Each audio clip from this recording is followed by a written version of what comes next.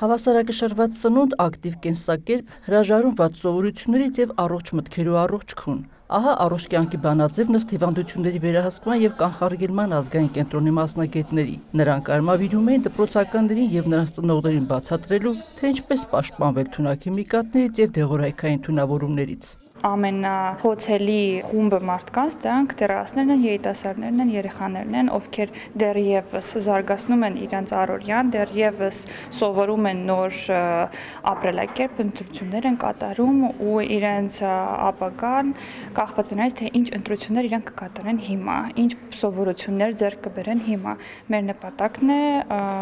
նպաստել նրան, որ իրենք առողջ ընտրություններ կատարել։ Հետագայում ծանր ու բարդ ընթացք ունեցող հիվանդությունների հետ չառերեսվելու համար կարևոր է հրաժարվել հրապուրիչ տեսք և գրգռիչ համ ունեցող, բայց վնասակար սննդից։ Բանախոսները խորհուրդ տվեցին սննդակարգում ավելի շատ միրգ ու բանջարեղեն ներառել, իսկ ինչ անել, եթե դրանք ևս մշակվում են թունաքիմիկատներով։ Ցանկացած արտադրող նաև ունի երեխա,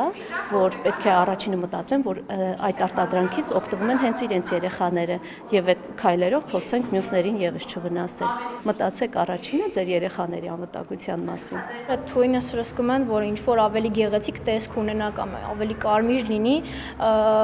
ես իրանց երևի խորհուրդ կտամ, որ պետք չի այդքան սրսկելը, երբ պետք չի այդքան թունաքիմիկատներ ավելացնելը դրա մեջ, որովհետեւ առանց դրա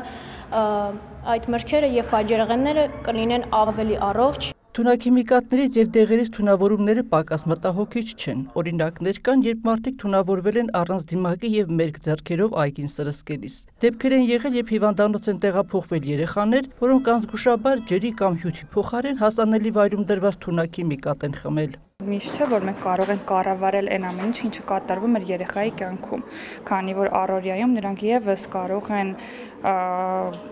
հանդիպել որոշակի թունաքիմիկատներ, չիմանալով, որ դրանք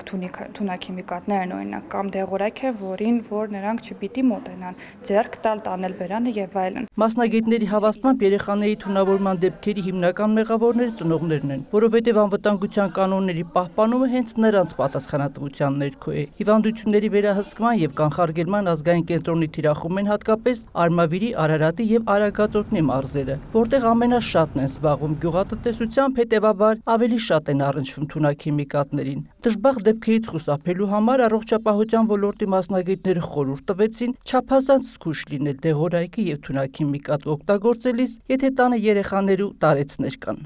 Հայկուշ Ասլանյան, Հայկ Պետրոսյան, լուրեր։